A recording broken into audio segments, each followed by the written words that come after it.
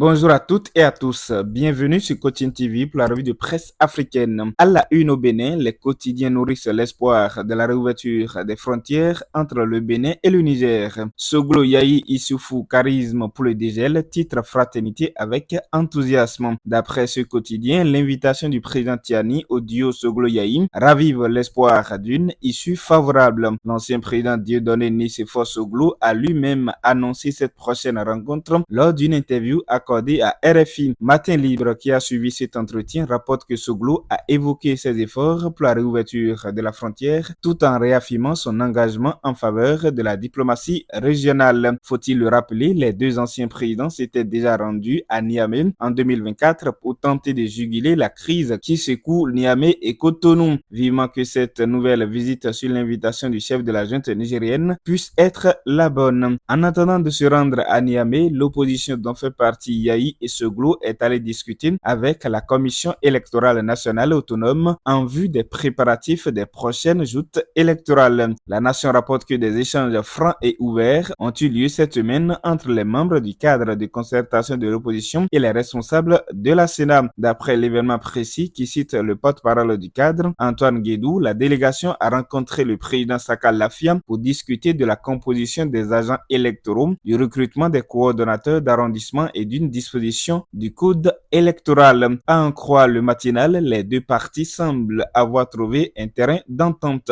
Et c'est tant mieux pour la démocratie béninoise. Qui parle de démocratie parle aussi de bonne gouvernance. À ce propos, l'université de Lomé se prépare à abriter un colloque international sur la bonne gouvernance dans tous ses états et formes. Selon Togo Breaking News, l'annonce a été faite mardi par le comité d'organisation de l'événement. Le colloque prévu du 26 au 28 mars prochain vise à proposer des pistes de solutions en vue du développement des États membres de l'espace CAMES. Il intervient pour identifier les défis liés à la gouvernance qui freinent le développement des États africains et propose des solutions adaptées et efficaces pour les surmonter. Parlant du développement des pays africains, le Togo a officiellement confirmé ce mardi 11 mars son intention de rejoindre l'Alliance des États du Sahel, AES, un nouveau bloc régional regroupant le Burkina Faso, le Mali et le Niger. Une annonce faite par le ministre des Affaires étrangères, le professeur Robert Doucet, qui ouvre une nouvelle page dans la géopolitique ouest-africaine. Sur sa page Facebook, le chef de la diplomatie togolaise a détaillé les motivations derrière cette démarche.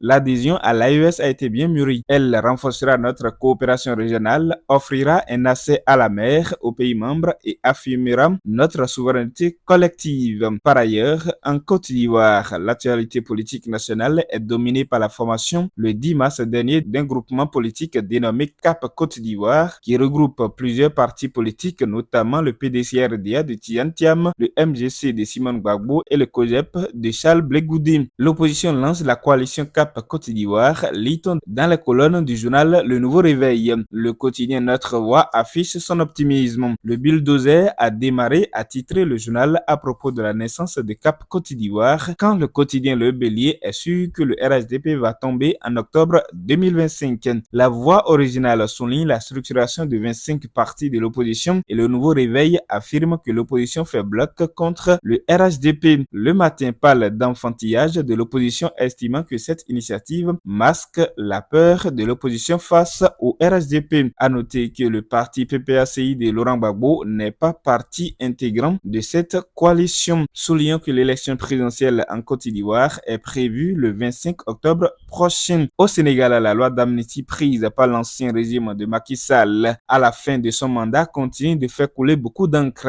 Des journaux révèlent qu'une proposition de loi portant interprétation de cette loi d'amnistie a été initiée par le député de PASTEF Amadou Ba. L'AS annonce que moins de 3 semaines après son dépôt devant l'Assemblée nationale, la proposition de loi d'amnistie portée par le député de PASTEF Amadou Ba va passer en séance plénière le 2 avril prochain, indique le journal. Pour Wolf Quotidien, PASTEF veut une loi sur mesure. Le parti au pouvoir ne veut pas d'une abrogation de la loi d'amnistie. PASTEF veut une loi sur mesure qui n'inquiétera nullement ses militants dont certains sont sortis de prison grâce à cette loi, note le journal. Pendant ce temps, certains quotidiens annoncent que le Maroc et le Sénégal ont signé une convention judiciaire. L'Assemblée nationale donne son feu vert, titre Le Soleil. Les parlementaires ont adopté mardi à l'unanimité le projet de loi autorisant le président de la République à ratifier ratifié la convention entre le Sénégal et le Royaume du Maroc sur l'assistance aux personnes détenues et le transfèrement des personnes condamnées. Ceci va permettre aux Sénégalais condamnés au Maroc de venir purger leur peine au Sénégal. Pas de peine à purger pour les pays de l'AES pour revenir au sein de la CEDEAO. Bamako, Niamey, Ouagadougou, le président ghanéen John Dramani Mahama a récemment achevé une tournée dans les pays membres de l'AES.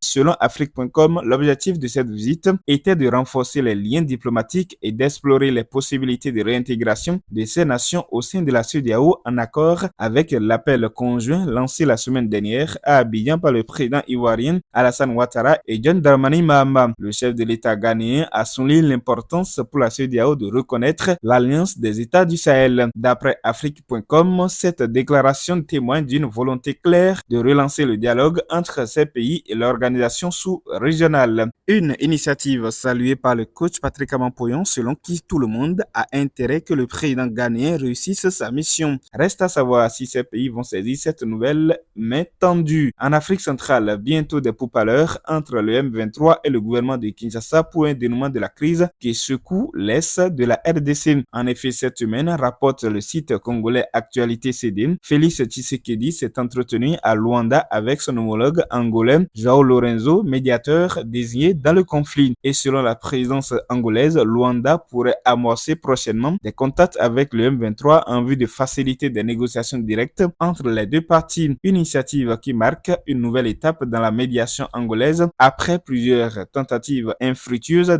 d'escalade. Contacté par Actualité CD, un responsable angolais impliqué dans la médiation a confirmé que Luanda multipliait les efforts pour rapprocher les positions et encourager un dialogue direct entre Kinshasa et le M23 dans les prochains jours. Soulignant que le président Félix Tshisekedi et son gouvernement avaient refusé de discuter directement avec ce mouvement qui, selon eux, est soutenu par le Rwanda. Du sport africain dans cette revue, la Confédération africaine de football a tenu son 14e assemblée générale extraordinaire ce mercredi 12 mars au Caire. Comme attendu, Patrice Motsepe a été réélu président, Samuel Eto'o fait son entrée au comité exécutif et le Mauritanien Ahmed Yahya accède au conseil de la FIFA. Patrice Motsepe, qui a son deuxième mandat, va conduire les rênes de l'instance de football africain jusqu'en 2029. L'autoroute vers l'argent, c'est le thème abordé cette semaine pour les internautes par Coach Poyon. L'argent est une énergie et un état d'esprit. Mais que faut-il faire pour remplir les caractères énergétiques découlant de l'argent? Une émission à retrouver sur Authentique Coach Poyon sur YouTube. Stop et fin de cette revue de presse africaine. Présentation Jérôme Wenceslas Kapo avec Guillaume Lafont à la réalisation. 100% l'information africaine sur votre chaîne Coaching TV tous les samedis à partir de 8h temps universel. Merci pour votre attention et à samedi prochain.